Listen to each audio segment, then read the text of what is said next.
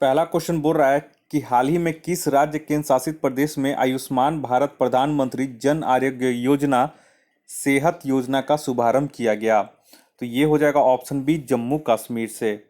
प्रधानमंत्री द्वारा जम्मू कश्मीर के सभी नागरिकों को स्वास्थ्य सुविधा उपलब्ध कराने के लिए आयुष्मान भारत प्रधानमंत्री जन आरोग्य योजना सेहत योजना की शुरुआत की गई। इसके तहत जम्मू कश्मीर के निवासियों को निःशुल्क स्वास्थ्य बीमा उपलब्ध कराया जाएगा। दूसरे क्वेश्चन में आइए, संयुक्त राज्य अमेरिका ने किस वर्ष तक चंद्रमा पर परमाणु रिएक्टर स्थापित करने के लिए योजना बनाई है। तो दूसरा का यहाँ पे याद रखिएगा, ऑप्शन बी हो जाएगा 2026 तक। नेक्स्ट आइए तीसरे नंबर क्वेश्चन में।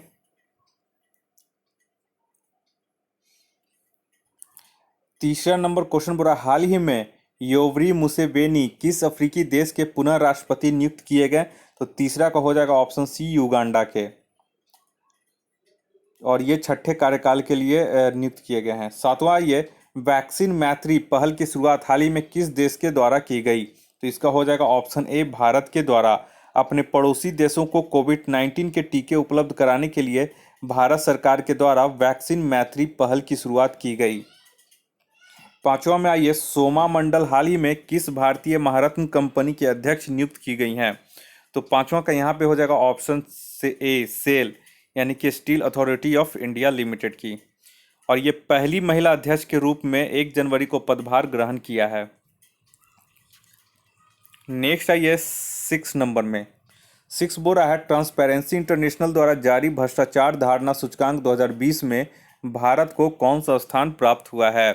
तो 6 का यहाँ पे हो जाएगा ऑप्शन सी 86वां। ट्रांसपेरेंसी इंटरनेशनल द्वारा जारी भ्रष्टाचार धारणा सूचकांक CPI 2020 में 180 देशों में से भारत का स्थान 86 है। शीर्ष देश जो है वो डेनमार्क है तथा न्यूजीलैंड सामान्य रूप से 1 नंबर पे आया शीर्ष में। 7वें नंबर पे आइए, DRDO द्वारा विकसित बाइक एम्बुलेंस नक्सली और उग्रवाद प्रभावित क्षेत्रों में घायलों को निकालने के कार्यों के लिए CRPF में शामिल की गई, जिसे नाम दिया गया है। तो क्या नाम इसे दिया गया है। तो 7वां का हो जाएगा ऑप्शन सी रक्षिता। नेक्स्ट आइए 8वें नंबर पे। 8वां नंबर क्वेश्चन बोल रहा है यहाँ पे कि डेजर्ट नाइट 21 युद्धाभ्यास हाल ही में किन 2 देशों के मध्य संपन्न हुआ। बहुत इंपॉर्टेंट क्वेश्चन है। तो 8वां का यहाँ पे हो जाएगा ऑप्शन बी भारत और फ्रांस के बीच। ठीक है, और ये जोधपुर एयरबेस पर हुआ था। नेक्स्ट आइए 9 नंबर में, 39वां आसियान शिखर सम्मेलन वर्ष 2021 में किस देश में आयोजित किया जाएगा। तो 9 का यहाँ पे सही हो जाएगा ऑप्शन सी ब्रुनेई में। देखिए नोट कर लीजिएगा, यहाँ पे 37वां आसियान शिखर सम्मेलन 2020 में वियतनाम में आयोजित किया गया, जबकि 38वां और 39वां आसियान शिखर सम्मेलन ब्रुनेई में आयोजित किया जाएगा। तो ये आप लोग याद रखिएगा। और 38वां 39वां आसियान शिखर सम्मेलन 2021 में ब्रुनेई में।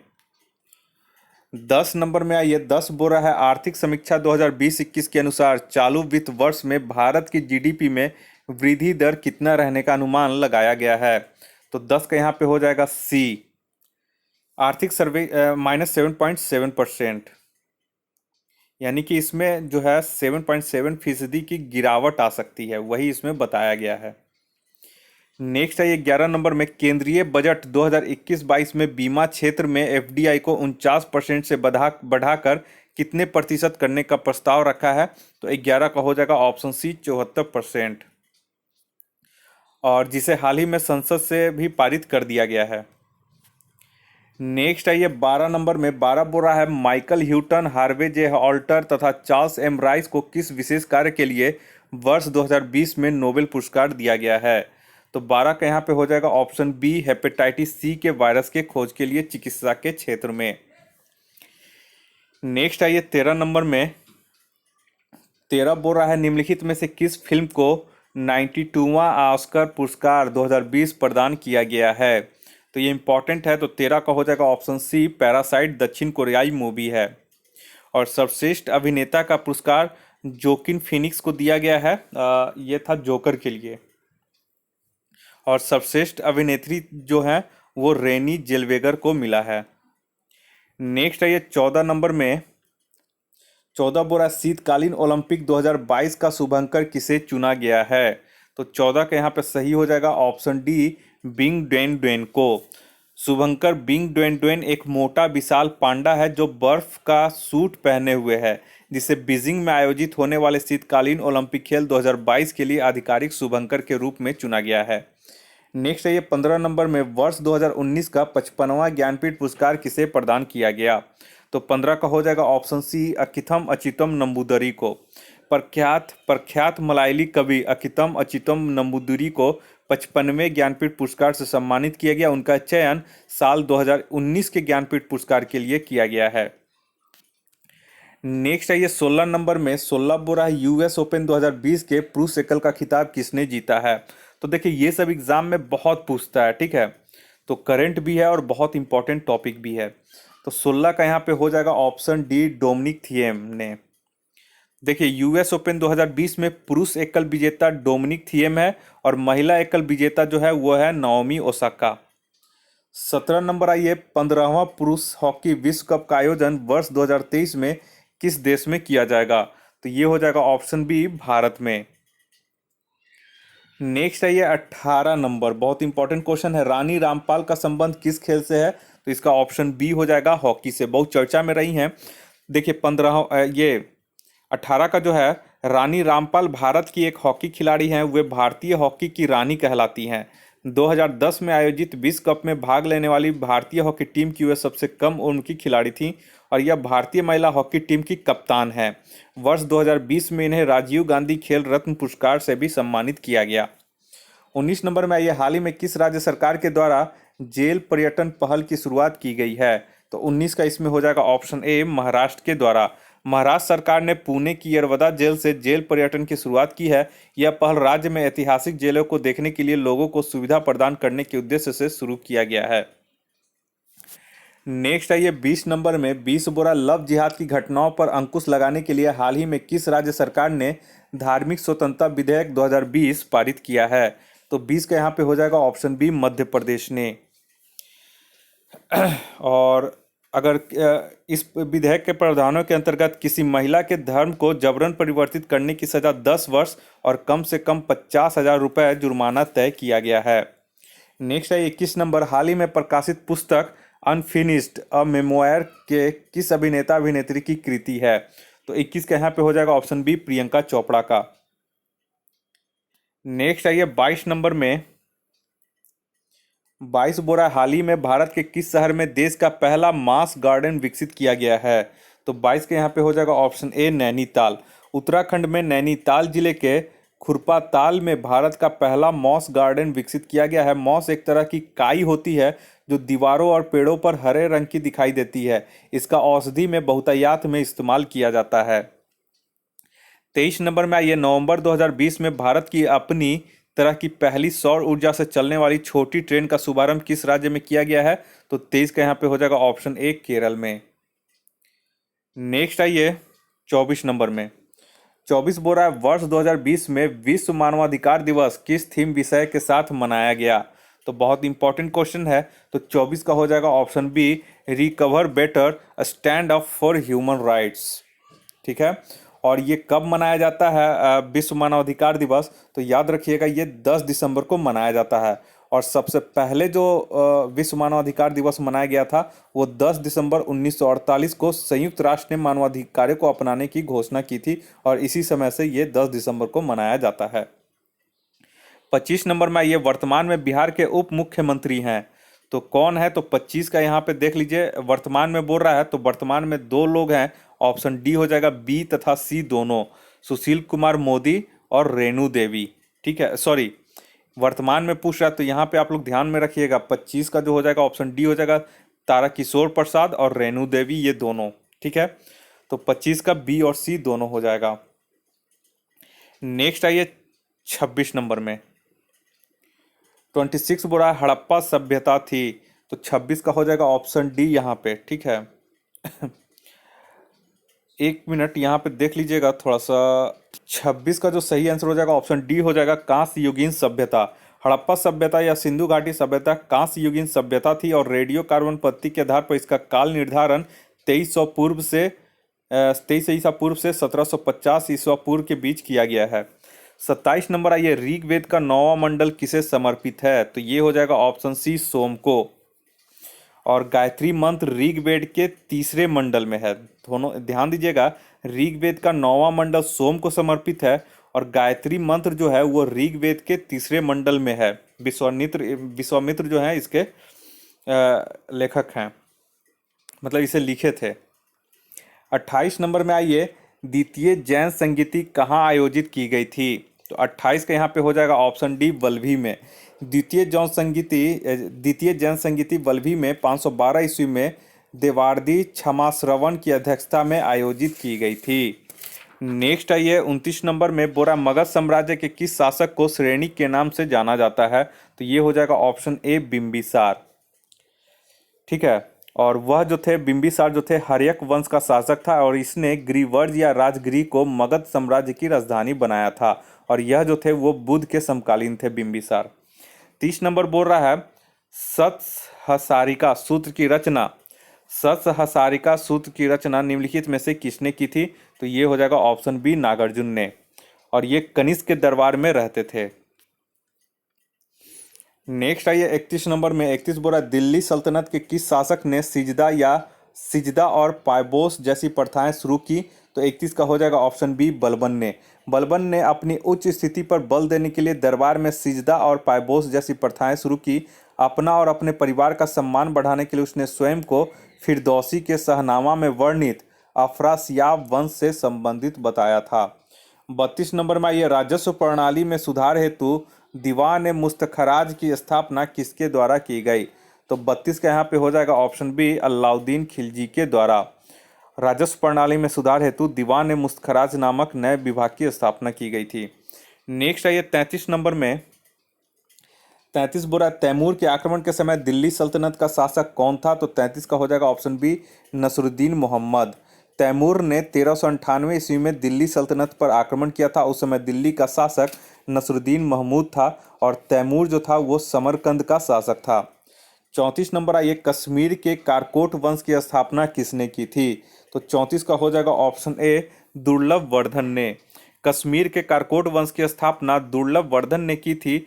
ललितादित्य मुक्तिपीड़ इस वंश का सबसे शक्तिशाली शासक था। ललितादित्य मुक्तपीड़ा ने भगवान सूर्य को समर्पित प्रसिद्ध मार्तंड मंदिर का निर्माण कराया था। 35 नंबर में ये मच्छीवाड़ा का युद्ध कब लड़ा गया? तो 35 का ये हो जाएगा ऑप्शन सी, मई 1555 ईस्वी में। मच्छीवाड़ा का युद्ध सिकंदर लोदी के सरदारों नसीब खां, तातर खां एवं हुमायूं के बीच 15 मई 1555 को लड़ा गया था। नेक्स्ट आइए 36 नंबर में, 36 बोरा, इलाहाबाद की प्रथम संधि निम्न में से किन के बीच हुई? तो 36 का यहाँ पे हो जाएगा ऑप्शन डी, शाह आलम द्वितीय, नज्म-उद-दौला एवं क्लाइव के बीच। इलाहाबाद की प्रथम संधि 12 अगस्त 1765 ईस्वी को हुई थी। इस पर मुगल सम्राट शाह आलम द्वितीय, बंगाल के नवाब नज्म-उद-दौला एवं लॉर्ड क्लाइव के हस्ताक्षर के साथ यह संधि किया गया था और इस संधि के अनुसार मुगल सम्राट ने बंगाल, बिहार एवं उड़ीसा की दीवानी कंपनी को दे दी। मुगल सम्राट को अवध के नवाब से कड़ा और इलाहाबाद के जिले लेकर दे दिए गए। साथ ही मुगल सम्राट को 26 लाख रुपया वार्षिक पेंशन के रूप में दिया जाना तय हुआ, जिसे बंगाल के नवाब को देना था। अंग्रेजों ने उत्तरी सरकार को जागीर के रूप में मुगल बादशाह से प्राप्त किया। 37 बोरा, बंगाल में द्वैध शासन की नींव किसके द्वारा रखी गई? तो इंपॉर्टेंट है, 37 का सही आंसर हो जाएगा ऑप्शन बी, लॉर्ड क्लाइव के द्वारा। बंगाल में द्वैध शासन की नींव 1765 में लॉर्ड क्लाइव के द्वारा रखी गई। क्लाइव ने द्वैध व्यवस्था के अंतर्गत प्रशासन, राजस्व वसूली तथा दीवानी अधिकार अपने पास रखा तथा आंतरिक शांति व्यवस्था, फौजदारी, न्याय एवं अन्य समस्त प्रशासनिक दायित्व नवाब पर छोड़ दिया। नेक्स्ट आइए 38 नंबर में, अंग्रेजों ने सुनहरा फरमान कब हासिल किया? तो 38 का ये हो जाएगा ऑप्शन बी, 1632 ईस्वी में। अंग्रेजों ने गोलकुंडा के सुल्तान से 1632 ईस्वी में सुनहरा फरमान प्राप्त किया। इसके अंतर्गत 500 पैगोडा वार्षिक कर के बदले अंग्रेजों ने गोलकुंडा राज्य में स्थित बंदरगाहों से व्यापार करने का एकाधिकार प्राप्त कर लिया। नेक्स्ट आइए 39 नंबर में, 39 बोरा, सहायक संधि स्वीकार करने वाला दूसरा राज्य कौन था? तो 39 का हो जाएगा option A, Mysore. Lord Wellesley ने भारत में सहायक संधि प्रणाली को प्रचलित किया और इस संधि को स्वीकार करने वाले राज्यों को वैदेशिक संबंध अंग्रेजों के अधीन हो जाते थे, परंतु उनके आंतरिक मामलों में हस्तक्षेप नहीं किया जाता था।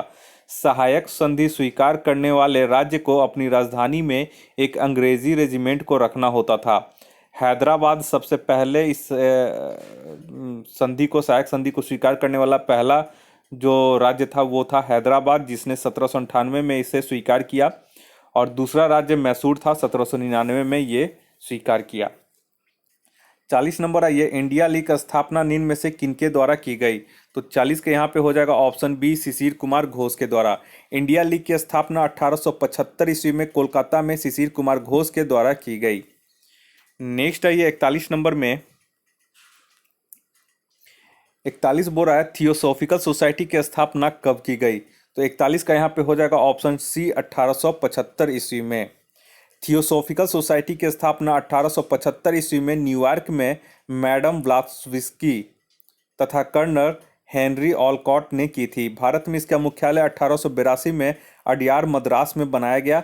भारत में एनी बेसेंट के द्वारा थियोसॉफिकल सोसाइटी का प्रचार एवं प्रसार किया गया। 42 नंबर में आइए, इंडिपेंडेंट पत्र के संपादक निम्न में से कौन थे? तो इसका हो जाएगा ऑप्शन बी, मोतीलाल नेहरू। सुभाष चंद्र बोस ने इंडियन स्ट्रगल नामक पुस्तक लिखी थी और मदन मोहन मालवीय ने लीडर नामक पत्र का संपादक किया था। तो सुभाष चंद्र बोस का याद रखिएगा, कौन सा पुस्तक? तो इंडियन स्ट्रगल। और मदन मोहन मालवीय का याद रखिएगा, लीडर नामक पत्रिका का इन्होंने संपादन किया था। नेक्स्ट है ये 43 में, 43 बोरा, भारत में कितने राज्यों एवं केंद्र शासित प्रदेशों की सीमाएं समुद्री तट रेखा से लगी हुई हैं? तो 43 का यहाँ पे हो जाएगा ऑप्शन ए, 9 राज्य और 4 केंद्र शासित प्रदेश। ये भी याद रखिएगा। 9 राज्य कौन कौन से हैं? तो वो हो जाएंगे गुजरात, महाराष्ट्र, गोवा, कर्नाटक, केरल, तमिलनाडु, आंध्र प्रदेश, उड़ीसा एवं पश्चिम बंगाल। और 4 केंद्र शासित प्रदेशों में हो जाएंगे अंडमान निकोबार द्वीप समूह, लक्षद्वीप, दादर और नगर हवेली तथा दमन और दीव एक में हो गया है, एवं पुडुचेरी। ये सभी सीमाएं जो है समुद्री तट रेखा से लगी हुई हैं। 44 नंबर में आइए, बारालाचाला दर्रा किस राज्य केंद्र शासित प्रदेश में स्थित है? इंपॉर्टेंट है, बहुत बार पूछ चुका है। तो ये हो जाएगा ऑप्शन डी, हिमाचल प्रदेश में। और बारालाचाला दर्रा मंडी और लेह को सड़क मार्ग से जोड़ता है। नेक्स्ट आइए 45 नंबर में, 45 बोरा, सतपुड़ा पर्वत श्रेणी की सर्वोच्च चोटी है? तो 45 का हो जाएगा ऑप्शन ए, धूपगढ़। सतपुड़ा पर्वत श्रेणी पश्चिम से पूरब राजपीपला की पहाड़ी, महादेव पहाड़ी एवं मैकाल पर्वत श्रेणी के रूप में फैली हुई है। महादेव पहाड़ी का सर्वोच्च शिखर धूपगढ़, जिसकी ऊंचाई लगभग 350 मीटर है, यही सतपुड़ा पर्वत श्रेणी की सर्वोच्च चोटी है।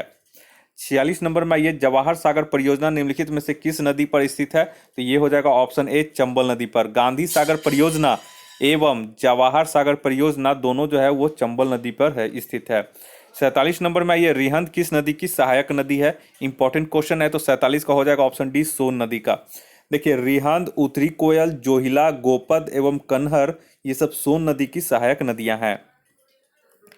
नेक्स्ट है 48 नंबर में, बोल रहा है उमियम झील निम्नलिखित में से किस राज्य में है? तो 48 का ये हो जाएगा ऑप्शन बी, मेघालय में। नेक्स्ट है 49 नंबर में, भारत में सबसे अधिक भूभाग पर पाई जाने वाली मृदा कौन सी है? तो ये 49 का हो जाएगा ऑप्शन डी, उपयुक्त में से कोई नहीं। क्यों? क्योंकि भारत में सबसे अधिक भूभाग पर जलोढ़ मृदा पाई जाती है। तो जलोढ़ इसमें कहीं ऑप्शन में नहीं है, तो जलोढ़ मृदा होगा। नेक्स्ट आइए 50 नंबर में, 50 बोरा, रबड़ और सिनकोना किस प्रकार की वनस्पति है? तो ये 50 का हो जाएगा ऑप्शन ए, उष्णकटिबंधीय सदाबहार वनस्पति के। और बांस भी जो है इसमें, देखिए याद रखिएगा, उष्णकटिबंधीय सदाबहार वनस्पति में आबनूस आ जाता है, महोगनी आ जाता है, रोजवुड आ जाता है, रबड़, सिनकोना और बांस, ये सब उष्णकटिबंधीय सदाबहार वनस्पति के प्रकार हैं। 51 नंबर में, यह निम्नलिखित में से कौन सा राज्य मूंगफली का सर्वाधिक उत्पादन करता है? तो ये हो जाएगा ऑप्शन सी, गुजरात। गुजरात का मूंगफली में उत्पादन में शीर्ष स्थान है। नेक्स्ट है ये 52 नंबर में, 52 बोरा, निम्न में से कौन सा बंदरगाह एक ज्वारीय बंदरगाह है? तो 52 का हो जाएगा ऑप्शन सी, कांडला बंदरगाह। कांडला बंदरगाह, जिसका नाम बदल करके दीनदयाल पोर्ट ट्रस्ट कर दिया गया है, ये कच्छ की खाड़ी के सिरे पर स्थित है, एक ज्वारीय बंदरगाह है। नेक्स्ट है ये 53 में, एलबुर्ज पर्वत श्रेणी किस देश में है? तो 53 का हो जाएगा ऑप्शन डी, ईरान में। और ईरान में ही एक और पर्वत श्रेणी है जिसका नाम जाग्रोस है। 54 में आइए, नियाग्रा जलप्रपात निम्न में से किस नदी पर है? तो 54 के यहाँ पे हो जाएगा ऑप्शन डी, सेंट लॉरेंस नदी पर। नेक्स्ट आइए 55 नंबर में, 55 बोरा निम्नलिखित में से किसे जापान का पिट्सबर्ग कहा जाता है? तो 55 का हो जाएगा ऑप्शन डी, यावाटा को। जापान का यावाटा शहर जापान का पिट्सबर्ग कहलाता है, और ओसाका को जापान का मैनचेस्टर एवं नागोया को जापान का डेट्रॉइट कहा जाता है। 56 नंबर में आइए, फारस की खाड़ी एवं ओमान की खाड़ी को जोड़ती है, तो कौन सी जल संधि जोड़ती है? तो हार्मुज जल संधि। तो ऑप्शन डी इसका सही हो जाएगा। ये याद रखिएगा, फारस की खाड़ी और ओमान की खाड़ी को हार्मुज जल संधि जोड़ती है। 57 नंबर में ये निम्न में से कौन सा देश स्कैंडिनेवियाई देश के अंतर्गत नहीं आता है? तो 57 का हो जाएगा ऑप्शन सी, आयरलैंड। देखिए, स्कैंडिनेवियाई देश के अंतर्गत नॉर्वे, स्वीडन, आइसलैंड और डेनमार्क आते हैं, तो ये आप लोग याद रखिएगा। 58 में ये बोल रहा है, कोई वस्तु सफेद रंग की इसलिए दिखाई देती है क्योंकि वह, 58 का हो जाएगा ऑप्शन ए, सभी तरह के रंग को परावर्तित कर देती है, इसलिए वो सफेद रंग की दिखाई देती है। और काला दिखाई देती है क्योंकि वह सभी तरह के रंग को अवशोषित कर लेती है। नेक्स्ट आइए 59 में, 59 बोल रहा है, पूर्ण आंतरिक परावर्तन की घटना तब संभव होती है जब प्रकाश जाता है। तो 59 का यहाँ पे सही हो जाएगा ऑप्शन बी, सघन से विरल माध्यम में। पूर्ण आंतरिक परिवर्तन का घटना तब संभव है जब प्रकाश सघन से यानी कि डेंसर मीडियम से विरल माध्यम में जाता है, तभी। 60 नंबर में ये टोटल इंटरनल रिफ्लेक्शन होता है। दाब के बढ़ने से ध्वनि की चाल, तो 60 नंबर में यहाँ पे देखिएगा अपरिवर्तित रहती है, 60 का डी हो जाएगा। दाब के बढ़ने से ध्वनि की चाल पर कोई इफेक्ट नहीं पड़ता, इसलिए अपरिवर्तित रहती है। 61 नंबर में आइए, एक खगोलीय इकाई निम्न में से किसके बराबर होती है? तो 61 के यहाँ पे हो जाएगा ऑप्शन ए, 1.5 इंटू 10⁻11 मीटर। इसे आप लोग याद रखिएगा। एक खगोलीय इकाई पृथ्वी और सूर्य के बीच की औसत दूरी को कहते हैं। एक खगोलीय इकाई 1.5 इंटू 10⁻11 मीटर या 1.5 इंटू 10⁸ किलोमीटर के बराबर होती है। 62 नंबर में आइए, यदि एक तार की त्रिज्या पहले से आधी कर दी जाए तो प्रतिरोध पहले से कितना गुना हो जाएगा? तो 62 का यहाँ पे हो जाएगा ऑप्शन सी, 16 गुना। नेक्स्ट आइए 63 नंबर में, 63 बोल रहा है, फ्यूज तार में होना चाहिए। तो 63 का ऑप्शन ए होता है, निम्न गलनांक होना चाहिए और उच्च प्रतिरोध होना चाहिए फ्यूज तार में, जो हम लोग घरों में लगाते हैं। 64 नंबर में ये 104 डिग्री फ़ारेनहाइट का मान डिग्री सेल्सियस में निम्न में से क्या होगा? तो 64 के यहाँ पे जो सही हो जाएगा वो हो जाएगा ऑप्शन ए, 40 डिग्री सेंटीग्रेड। देखिए, इसका आप लोग कन्वर्जन देख लीजिएगा, फ़ारेनहाइट से सेल्सियस में, केल्विन में और रोमर में। ठीक है, ये सब आप लोग को ध्यान में रखना पड़ेगा, साइंस का क्वेश्चन में कुछ भी दे सकता है। 65 में आइए, 65 बोरा निम्न में से कौन एकल परमाणु गैस है? तो 65 का यहाँ पे जो सही आंसर हो जाएगा वो हो जाएगा ऑप्शन सी, ऑर्गन। ठीक है, AR। 66 में ये पॉजिट्रॉन की खोज किसने की थी? तो 66 के यहाँ पे हो जाएगा ऑप्शन डी, एंडरसन ने। ये आप लोग याद रखिएगा थोड़ा सा। ठीक है, पॉजिट्रॉन की खोज एंडरसन ने की थी। इसे इलेक्ट्रॉन का प्रतिकण कहा जाता है, इसका ठीक है, तो इलेक्ट्रॉन को इसका प्रतिकण कहा जाता है, जस्ट उल्टा। 67 में ये स्टील में कार्बन का प्रतिशत लगभग कितना होता है? तो 67 का हो जाएगा बी, 0.1 से 1.5% तक। नेक्स्ट है ये 68 में, 68 बोरा रेयान निम्न में से किससे निर्मित होता है? तो 68 का हो जाएगा ऑप्शन सी, सेल्यूलोज से। 69 है, ये निम्न में से किसे हॉर्न सिल्वर कहा जाता है? हॉर्न सिल्वर किसे कहा जाता है? तो 69 का हो जाएगा ऑप्शन सी, सिल्वर क्लोराइड को, और इसका उपयोग फोटोक्रोमैटिक कांच बनाने में किया जाता है। 70 नंबर में ये निम्न में से किस अम्ल का प्रयोग पेट्रोलियम के शुद्धिकरण में किया जाता है? तो 70 का इसका हो जाएगा ऑप्शन ए, सल्फ्यूरिक अम्ल में। नेक्स्ट है 71 में, 71 बोरा सबसे कम ऊष्मीय एवं विद्युत चालकता वाली धातु है। तो 71 का हो जाएगा ऑप्शन बी, सीसा। लेड या सीसा सबसे कम ऊष्मीय एवं विद्युत चालकता वाली धातु है, और चांदी जो है वो विद्युत का सर्वोत्तम सुचालक होता है। 72 में ये वृद्धि रोधक पादप हार्मोन कौन सा? इंपॉर्टेंट क्वेश्चन है। तो 72 का इसमें हो जाएगा option B, abscisic acid. Abscisic acid वृद्धि रोधक पादप हार्मोन है, यह बीजों को सुषुप्तावस्था में रखता है और पतियों के विलयन में सक्रिय भूमिका निभाता है। 73 नंबर में आइए, किस संघ के जंतुओं में पुनरुत्पादन की विशेष क्षमता होती है? तो 73 का यहाँ पे हो जाएगा ऑप्शन ए, इकाइनोडर्मेटा में। इकाइनोडर्मेटा संघ की जंतुओं में पुनरुत्पादन की विशेष क्षमता होती है, जैसे जेलीफिश, सिल्वरफिश, कैटलफिश, स्टारफिश, रेजरफिश इत्यादि इसके उदाहरण हैं। नेक्स्ट आइए 74 नंबर में, 74 बोरा निम्नलिखित में से किस रुधिर वर्ग में कोई भी एंटीजन नहीं पाया जाता है? तो 74 का हो जाएगा ऑप्शन डी, ओ में। देखिए, रुधिर वर्ग ओ में कोई एंटीजन नहीं पाया जाता है, जबकि ए बी रुधिर वर्ग में एंटीजन पाया जाता है। एंटीजन और एंटीबॉडी दोनों पाया जाता है। नेक्स्ट आइए 75 में, 75 बोल रहा है टोकोफेरॉल किस विटामिन का रासायनिक नाम है? तो 75 के यहाँ पे हो जाएगा option A, vitamin E. Tocopherol vitamin E का रासायनिक नाम है। इसकी कमी से जनन क्षमता प्रभावित होती है और यह पत्ती वाली सब्जियों, दूध, मक्खन, अंकुरित गेहूं एवं वनस्पति तेल में पाया जाता है। 76 नंबर आइए, 76 बोल रहा है कि मुस्लिम समुदाय के लिए पृथक निर्वाचन मंडल का गठन किस अधिनियम द्वारा किया गया? तो 76 का हो जाएगा ऑप्शन ए, भारत परिषद अधिनियम 1909 के द्वारा। नेक्स्ट आइए 77 में, 77 बोल रहा है निम्न में से कौन संविधान सभा के मूल अधिकार उप समिति के अध्यक्ष थे? तो 77 का यहाँ पे सही हो जाएगा ऑप्शन बी, जेबी कृपलानी। ठीक है, और सरदार पटेल जो थे वो मूल अधिकारों एवं अल्पसंख्यकों संबंधी परामर्श समिति के अध्यक्ष थे। 78 में ये भारतीय संविधान में संसद के दोनों सदनों की संयुक्त बैठक का प्रावधान किस देश के संविधान से ग्रहित किया गया है? तो 78 का हो जाएगा ऑप्शन ए, ऑस्ट्रेलिया से। भारतीय संविधान में समवर्ती सूची एवं संसद के दोनों सदनों की संयुक्त बैठक का प्रावधान ऑस्ट्रेलिया के संविधान से लिया गया है। नेक्स्ट आइए 79 में, 79 बोला भारतीय संविधान का निम्न में से कौन सा भाग संविधान की आत्मा कहा जाता है? तो इसका हो जाएगा ऑप्शन ए, संविधान की प्रस्तावना को। और वहीं पे डॉक्टर भीमराव अंबेडकर ने आर्टिकल 32 संवैधानिक उपचारों के अधिकार को संविधान का आत्मा कहा था। तो ये दोनों थोड़ा सा आप लोग ध्यान में रखिएगा। 80 नंबर में ये मेघालय को पूर्ण राज्य का दर्जा किस वर्ष दिया गया? तो 80 का हो जाएगा ऑप्शन बी, वर्ष 1972 ईस्वी में। और इससे पहले 22वें संविधान संशोधन 1969 के द्वारा इसे स्वायत्त शासी प्रदेश का दर्जा दिया गया था।